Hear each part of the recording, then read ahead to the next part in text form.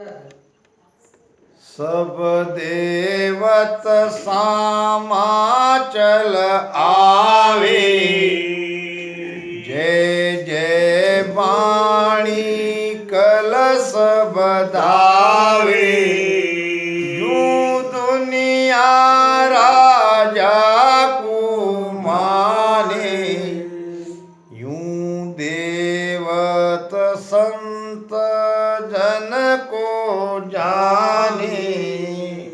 बाहर बाहर में ऐसा दिखता है कि यहाँ देवलोक है, वहाँ देवता खड़े हैं और कलश लेके खड़े हैं, आगवानी कर रहे हैं, महिमा कर रहे हैं और हम यहाँ से जा रहे हैं। फिर किसी ने देवता को देखा क्या? अब मारा तो झूठ नहीं कह सकते, देखा किसी ने नहीं, तो इसको कैसे समझे? इसको ऐसे समझे कि देवलोक में देवता को जितना सुख मिलता है, जितना आनंद मिलता है स्वर्ग लोक में, वैसा आनंद वो ध्यानी को यहाँ से जाते हुए मिलता है। तो मैं कह रहा था कि मृत्युलोक में हम सुखी तो है, सुख तो यहाँ भी मिल रहा है, मगर यहाँ का सुख यूं ही नहीं मिलता। यहाँ के सुख के लिए मेहनत करनी पड़ती है, कुछ न कुछ करना पड़ता है, तभी सुख मिलता है। अगर कोई मेहनत नहीं करते तो मृत्युलोक में उसको सुख नहीं मिलेगा।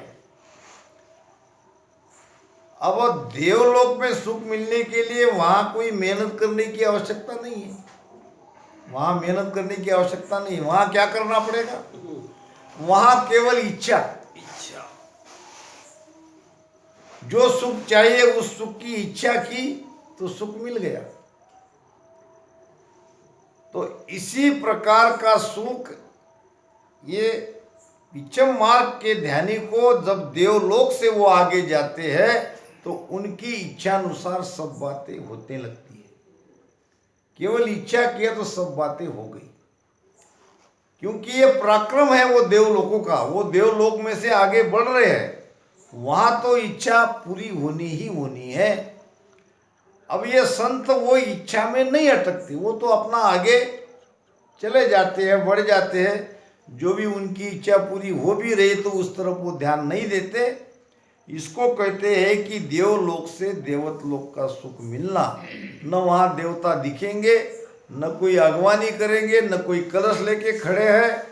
ये महाराज ने इस तरह से समझाया है, और हम उसको पकड़ के अगर बैठेंगे कि वाह मैंने देवता को देखा, सब मेरे पास खड़े थे, भोले भाले को लोगों को सुनने के लिए अच्छा लगेगा, मगर ज्ञानी इस बात को नहीं मानेगा। इंद्र लोक ब्रह्म लोक जयावे, विष्णु लोक में विष्णु बधावे। तपलोक सतलोक जमाई, जनलोक जय जय होई जाई। सब लोगों की पुरिया यही है। तप सत जन, ये जो 7 पुरिया है वो यही आजू बाजू में है। अब इंद्र लोक भी वहाँ है, ब्रह्म लोक भी वहाँ है, विष्णु लोक भी वहाँ है, और सब महिमा करते हैं, सब सराहना करते हैं। यानी इन देवताओं का पावर उस संत में आ जाता है। सराहना करने का मतलब कोई वहाँ 1000 भुजा वाला भगवान विष्णु नहीं बैठा है। विष्णु भगवान की जो पावर है या जो शक्ति है, वो शक्ति उस संत में आ जाती है, क्योंकि वो उस लोक से जा रहे हैं। इंद्र लोक ब्रह्म लोक जावे, विष्णु लोक में विष्णु बधावे। तप लोक सतलोक जमाई, सतलोक जय जय होई जाई। सब जय जयकार कर रहे हैं, सब महिमा कर रहे हैं, सब बधावना कर रहे हैं। इसका मतलब कोई ऊंचे देश पे ये संत आगे जा रहे हैं। मेहर लोक ये सातो भवना, लोक लोक तेज तप धूम दुगना, दूने भाग तेज तप सारा, शेष लाख कहाँ क्रोध विचारा। अब ये जो 7 लोक है, एक लोक को पार किया तो उससे दुगना आनंद दूसरे लोक में आता है, दूसरे लोक को पार किया तो उससे दुगना तीसरे लोक में आता है। इस प्रकार एक एक लोक से जब आगे बढ़ते बढ़ते जाते हैं तो वो दुगना दुगना दुगना आनंद आने लगता है। दूने भाग, दूने यानी डबल, तेज तप सारा, वहाँ का सुख वहाँ का आनंद दुगना है।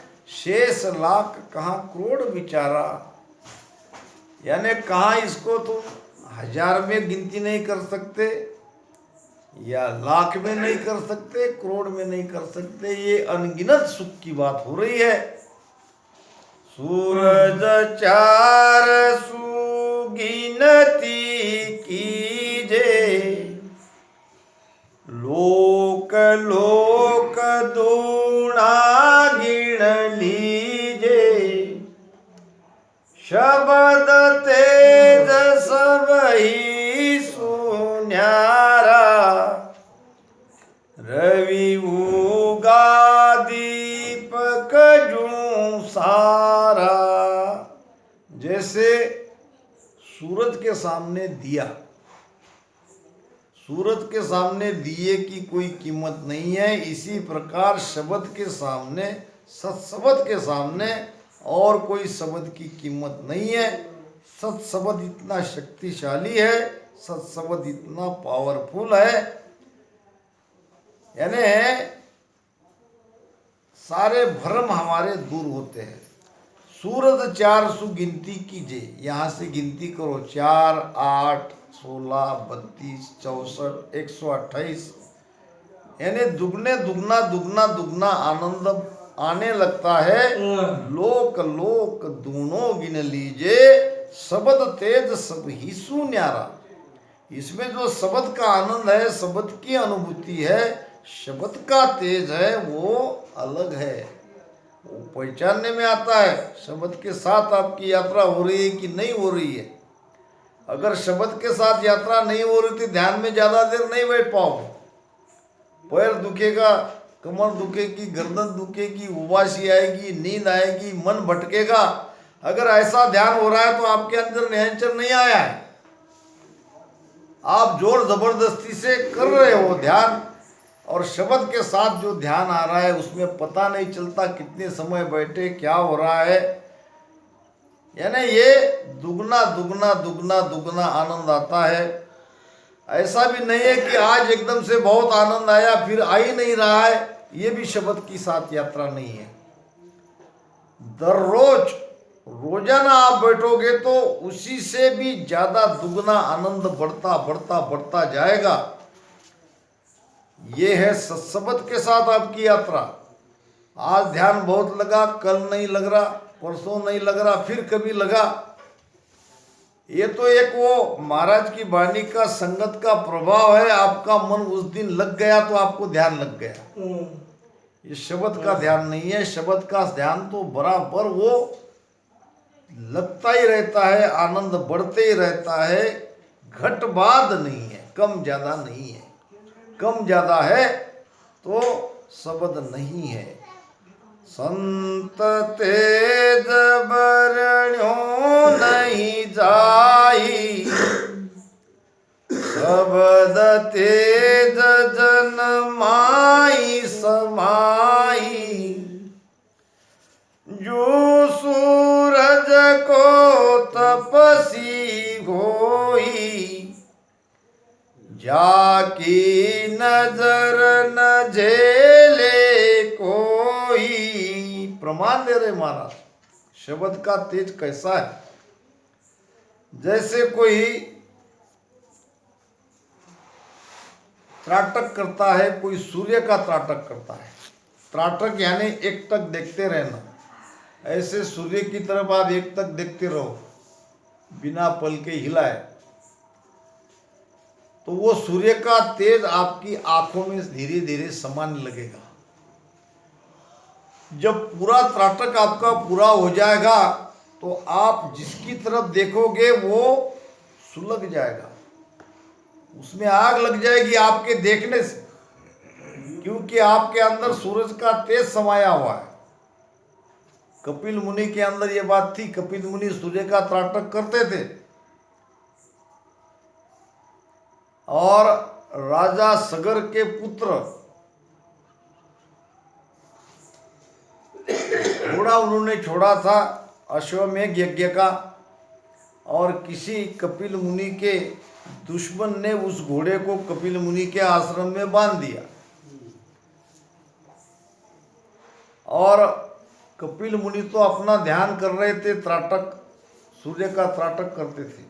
सूर्य का तेज उसकी आंखों में समाया हुआ था। फिर घोड़ा किसने पकड़ा, इसलिए सगर राजा के 60,000 पुत्र घोड़े के पीछे पीछे आए और ध्यान में बैठे कपिल मुनि को ललकारा। घोड़े को बांधने का मतलब युद्ध के लिए तैयार हो जाओ, आपको उस राजा का शासन मान्य नहीं है। राजा सगर था और सगर राजा के पुत्र घोड़े के पीछे पीछे थे। जब कपिल मुनि को उन्होंने ध्यान से हटाया, त्राटक ध्यान से, तो कपिल मुनि ने उनकी तरफ नजर मिला के ऐसे देखा ही तो 60,000 पुत्र जलकर भस्म हो गए।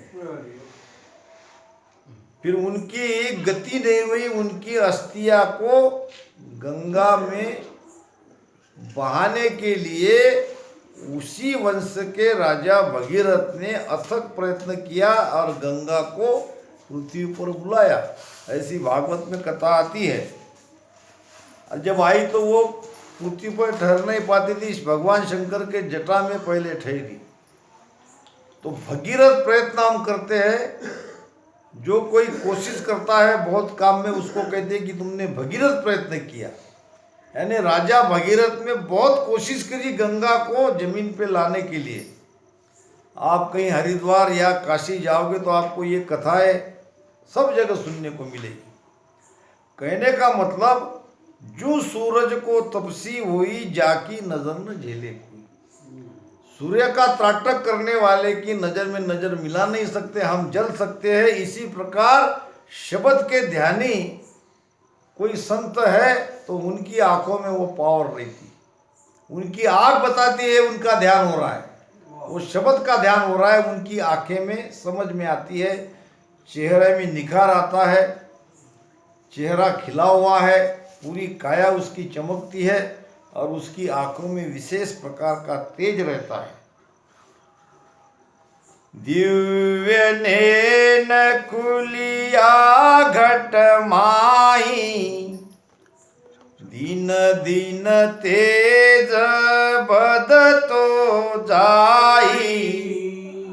दिव्य तेज नैन बिच भारी, और तेज की कौन चिकारी। चिकारी नाम बाती ही क्या है बाकी तेज की, बाकी तेज की बात ही छोड़ दो। ऐसे ध्यानी महात्मा के दिव्य दृष्टि खुल जाती है और उनकी आंखों में वो तेज चमकने लगता है। दिव्य तेज नैन बिच भारी, आंखों में वो दिव्य दृष्टि रहती है। दिव्य नैन खुलिया घटमाई, यही है दिव्य नैन, घट में खुलता है और दिन दिन तेज बदतो जाई। अब ये दिव्य नैन ही तो शब्द है और शब्द के साथ ध्यान की यात्रा हमारी हो रही है। तो ध्यान करने वाले ध्यानी के अंदर में वो तेज दिन ब दिन बढ़ने लगता है। ज्ञानेश्वरी में ज्ञानेश्वर माउली ने 6वें अध्याय में इस प्रकार पूरा वर्णन किया है। उन्होंने तो कहा है कि ऐसी नागिन है वहाँ, और जो पीले वस्त्र पहने हुए और जिसकी वो खुल गई, जागरूक हो गई, उसके अंदर इस प्रकार का पराक्रम आता है। सब बातें ध्यान की वहाँ भी लिखी है। अब वो 6वां अध्याय पढ़ते नहीं और वो बाकी सब पढ़ते हैं, उस पर कोई जोर देते नहीं, बात अलग है, ध्यान वहाँ भी है, और ये पश्चिम मार्ग का ही ध्यान है। और तेज की कौन चिकारी, नैन पूतली माय समावे, धर असमान दिष्ट में आवे। एक एक चीज को समझो। आपको ऐसा दोबारा ज्ञान तो बहुत पढ़ोगे आप अलौकिक ग्रंथ, मगर जो मैं आपके सामने पूरी सारी बातें खुली करने का प्रयास कर रहा हूँ, ये बहुत जगह आपको नहीं मिलेगी। नयन पुतली माय समावे, यानी ये दृष्टि अंदर में समा जाती है, जो बाहर है अब वो अंदर समा गई। दृष्टि हमारी आँख की पुतली में आ गई, अंदर समा गई, धर आसमान दिष्ट में आए, ये बात होनी चाहिए। अब कहने को कहते हैं कि मेरा भी ऐसा हो रहा, कह देते हैं, मगर क्या उसको तीन लोग की सब बातें दिख रही है? नहीं। धरती में क्या हो रहा है, आसमान में क्या हो रहा है, वो दिखना चाहिए। ये बारे में कोई नहीं कहते, जबकि महाराज ने कई जगह कहा है, तीन लोक की कल सब जाने, तीन लोक की कल सब जाने, ब्रह्मा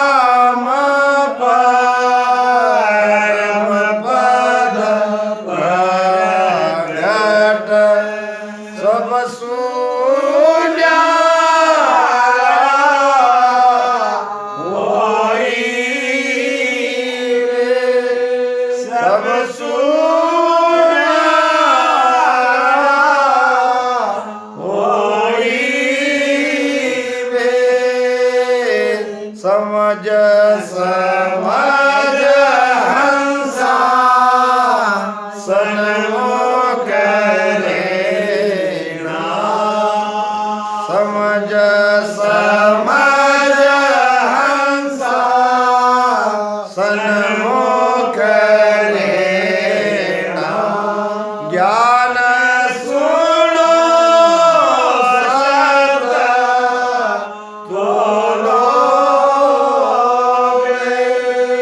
ज्ञान सुनो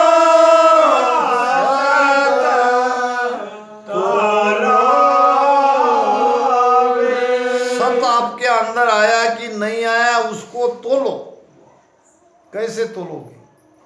बस आनंद आ रहा है 10वें द्वार में, हम पहुंच गए, ये तोलना नहीं हुआ। तीन लोक की कल सब जाने, तीन लोक में क्या हो रहा है उसको यही पता चल जाता है। बहुत लोग कहते हैं ये तो महाराज हमारा ज्ञान नहीं है, ये तो और पंथों का ज्ञान है, ये देखना वो देखना, ऐसा ये सब होता है, इसके लिए हमने भक्ति नहीं करी है, मगर ये बेनिफिट है, ये अधिक से अधिक एक के पे एक फ्री है, आती है ना, एक पे दो फ्री, इसके लिए हमने ध्यान नहीं किया, मगर ये सारी कलाएं हमारे आनंद आती है।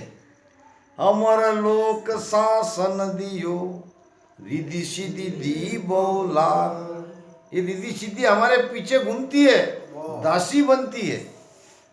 अब जो ले लिया वो अटक गया। फर्क क्या है? जिसने रिद्धि सिद्धि का उपयोग ले लिया उसकी ध्यान की यात्रा आगे की बंद हो गई। फर्क इतना ही है, मगर कुछ न कुछ तो आना चाहिए, कुछ न कुछ तो उसकी आंखों में दिखना चाहिए, चेहरे पे दिखना चाहिए, ध्यान में दिखना चाहिए, ज्ञान में दिखना चाहिए, आचार आहार विहार में दिखना चाहिए। कहीं न कहीं तो ध्यान की बातें केवल इतना कहने से नहीं जमेगा। अभी ज्ञान बहुत गहरा होने जा रहा है, सब जगह सत्संग बहुत हो रही है। तो महाराज कहते हैं कि 3 लोक की कला वो यहीं पहचान लेता है, कहाँ क्या होने वाला है वो बता देगा। दादूजी महाराज यहाँ राजस्थान में, वहाँ उनका आश्रम था। आश्रम क्या, एक छोटी सी कुटिया ही थी, और उस गांव का नाम था सांभर, राजस्थान में भी है। तो उस जमाने में राजस्थान में बारिश बहुत कम होती थी। अब जहाँ दादूजी महाराज वहाँ रह रहे थे, कुछ सालों तक रहे, तो एक साल उस गांव में वर्षा ना के बराबर, बारिश ना के बराबर हुई। अब लोग आके दादूजी महाराज के शिष्यों को कहने लगे कि भाई महाराज से पूछो कब वर्षा होती है, क्या हमने बीज बोना कि नहीं बोना, अगर बीज बो दिए बारिश नहीं हुई तो नुकसान हो जाएगा। और कुछ कुछ लोगों ने बीज भी बो दिया था, वो भी परेशान। तो दादूजी महाराज के शिष्य ने कहा कि ऐसी बातों के लिए संत के पास मत जाओ, वो मना करते हैं। सुख दुख की बात अगर पूछने जाओगे तो वो बताएंगे नहीं। अगर कुछ ध्यान की बात, कुछ आपको ध्यान सीखना है, ध्यान बताना है, ध्यान के बारे में पूछना है तो जाओ, मगर ये स्वार्थ की बातें उनके पास मत ले जाओ। अब लोग कहने लगे इतने महान संत हमारे गांव में होते हुए भी अगर ये बातें अगर हमको नहीं मिल रही है, नहीं समझ पा रहे, तो क्या संत होने का क्या लाभ। फिर जो शिष्य थे दादूजी महाराज, उनको उन पर दया आई। उन्होंने कहा देखो मैं तुम्हारा काम तो कर देता हूँ, मगर मैं जैसा कहता हूँ वैसा करना। उन्होंने कहा ठीक है, अगर बारिश हो जाती है, फसल अच्छी हमारी अगर बनती है तो हम तुम्हारा काम मानेंगे। तो उसने कहा कि सुबह 4 बजे सब के सब जितने किसान हैं वो इस रास्ते से बैलगाड़ी के लिए अपने अपने घर का सारा सामान भर के निकलो। लोग कहने लगे क्या गांव छोड़ना है? गांव छोड़ना नहीं है, ये मैं जैसा कहता हूँ वैसा करना है। अब एक साथ 100-200 गाड़ियाँ, उसके ऊपर सारा घर का सामान, और उसकी आवाज़ आ रही थी। दादूजी महाराज ध्यान में बैठे थे। अब उन्होंने पूछा कि ये आवाज़ कैसी, ये आवाज़ कैसी? अब वो शिष्यों ने कहा महाराज अब क्या बताए, ये गांव के लोग हैं, फिर ये इतनी सुबह कहाँ जा रहे हैं, बारिश नहीं हो रही महाराज। अब वो देश छोड़ के जाना चाहते हैं और वो जा रहे हैं। दादूजी महाराज समझ गए क्या समझना था। उन्होंने कहा जाके कहो किसी को जाने की जरूरत नहीं।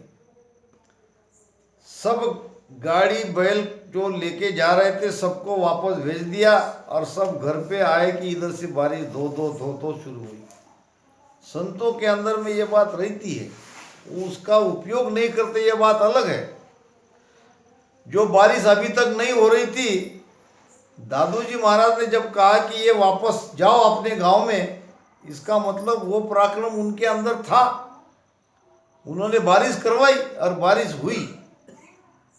कहने का मतलब धरा आसमान दिष्ट में आवे, उनकी दृष्टि में उनको सब समझता है। ये बात मैं आपको खास कह के कह रहा हूँ। अगर पीछे मार्ग का ध्यानी है इसलिए तो बिरले जाते हैं, तो ये सारे पराक्रम उनके अंदर आना चाहिए, आते हैं। यूं जन को सारो जग सूझे, इस प्रकार सारा जगत संत को सूझता है। सूझता है यानी कहाँ क्या हो रहा है, कहाँ क्या होने वाला है, ये संत जानते हैं। दरियाव जी महाराज ने दिल्ली में मधुसेठ यमुना में डूब गए थे, ये तो रेड में संगत कर रहे थे, जाके उनको बचाया। जब यहाँ पानी, लोगों ने पूछा महाराज आपके ये सब भीगे हुए कैसे क्या, तो कहना पड़ा कि भाई मधु सेठ को मैंने बचाया जो डूब गया था पानी में। यानी उनके अंदर वो पराक्रम आ जाता है। 3 लोक 14 भवन बूझे, 3 लोक 14 भवन में क्या हो रहा है ये संत को समझता है। जब तिरवेणी सुन संत विराजे, ये सब पराक्रम त्रिकुटी के पहले ही हो रहा है। अब त्रिकुटी आ रहे हैं आप महाराज, और उसके पहले ये सब हो रहा है। जब त्रिवेणी सुन संत विराजे, एकलक सूरत पे उण छाजे, मंगल गावे बजे बो बाजा, सब पुर दौड़े दर्शन काजा। जब त्रिवेणी यानी 3 नदियां जहाँ मिलती है उसको त्रिवेणी कहते हैं, त्रिवेणी संगम। जो प्रयाग में बाहर है वो यहाँ है। अब यहाँ जब प्राण आता है, केवल सूरत शब्द नहीं, प्राण भी आता है, हम भी वहाँ तक पहुँच जाते हैं। जब त्रिवेणी सुन संत विराजे, एकलक सूरत बे उन छाजे, उनके सम्मान में 1 लाख सूर्य का प्रकाश, इतना उजाला उनके सम्मान में उनको दिखाई देता है। एकलक सूरत पे उन छाजे, वो त्रिकुटी पद की शोभा है। ये लाखों सूर्य का प्रकाश वहाँ दिखाई देता है। मंगल गावे बजे वो बाजा, अब बाजा बजने का मतलब ये अनहद की ध्वनि, यही तो बाजे बजते हैं। 10 प्रकार के ये अनहद के बाजे बजते हैं, कभी डपली तो कभी बांसुरी, कभी घुंघरू, अलग अलग प्रकार के ये बाजे बजते हैं। ये सारी बातें निर्गुण बोध ग्रंथ में आई है, और भी कई जगह आ रही है। दुर्भाग्य से ऐसे विषय पे चर्चा नहीं होती है। अगर करेंगे तो पूछेंगे आप में से, ये तो महाराज हमको हो रहा नहीं, आपने तो कह दिया 10वें द्वार में पहुंच गए, फिर ये कब होगा। यही सब चल रहा है। भरमा भरमी गावे रे, महाराज कहते हैं केवल भक्ति कोई नहीं जाने, भरमा भरमी गावे रे। इतना आसान नहीं है और मुश्किल भी नहीं है। जो भजन करने वाला है, जिसको भेद मिला है, जिसके अंदर तड़प है, जो लगन है, भजन कर रहा है, तो ये सारी चीजें उनके अंदर होती भी है। मंगल गावे बजे बो बाजा, और सबपुर दौड़े दर्शन काजा। वहाँ की देवता की पुरिया है, वहाँ वैकुंठ है, वहाँ ब्रह्म का सतलोक है, वहाँ कैलाश है। ये सब वहाँ से दर्शन के लिए दौड़ते हैं। हीरा जोत जिगा मिग लागी,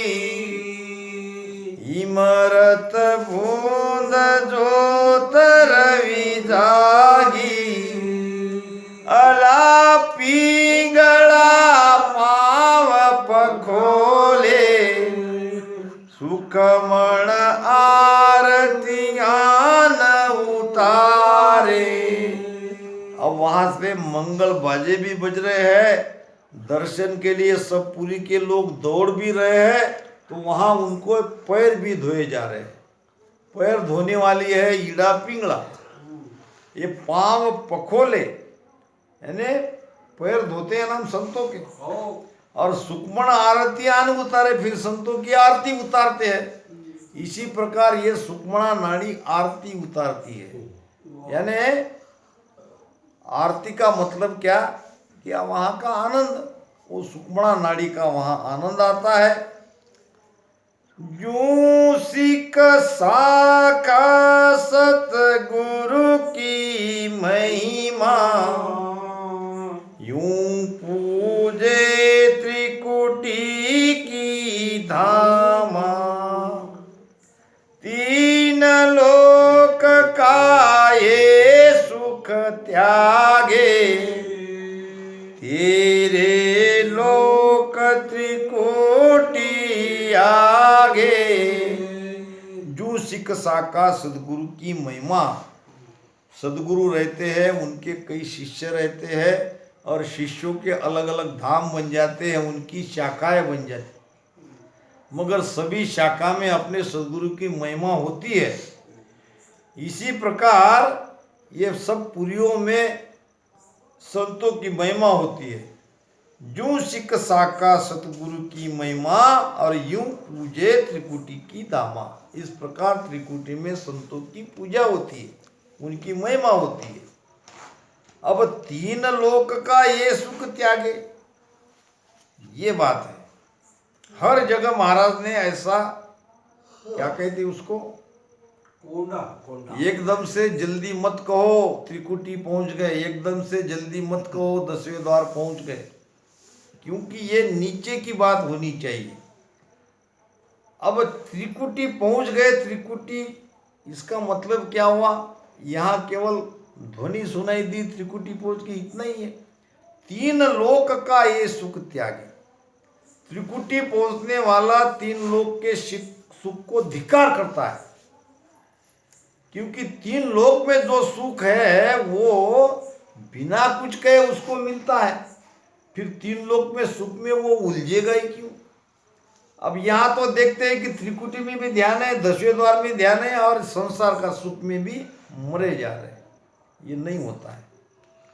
त्रिलोक माई नहीं आसवासा, मुआन मरसी सुगन सासा, हरता न करता सर्व सुखदाई। ये बात है। तीन लोक में